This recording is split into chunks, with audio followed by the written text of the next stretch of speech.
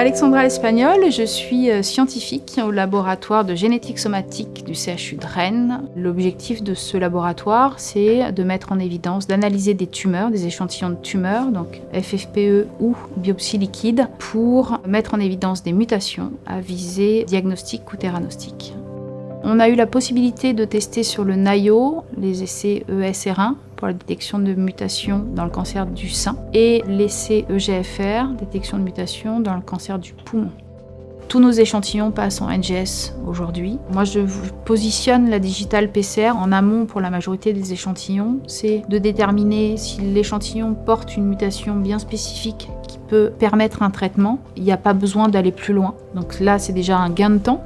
La digital PCR ne permet pas de tout voir, mais elle permet de voir précisément et de façon sensible les mutations d'intérêt diagnostique.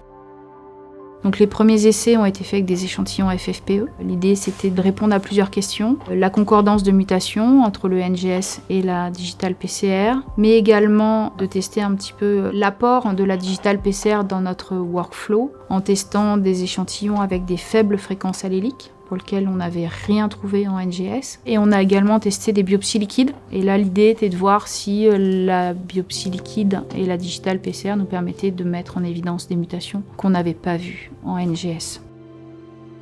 Sur une journée, on a pu lancer 4 runs les uns à la suite des autres. Les résultats des derniers runs ont été produits pendant la nuit et on a pu récupérer les résultats en début de matinée.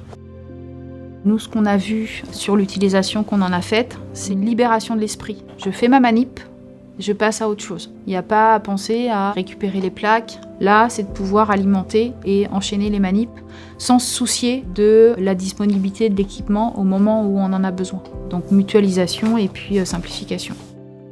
Et donc le reader, en fait, il permet d'avoir une vision du cristal, de chaque cristal l'un après l'autre. Il n'y a pas de superflu dans l'outil et il répond bien aux besoins qu'on a. On vient à l'essentiel.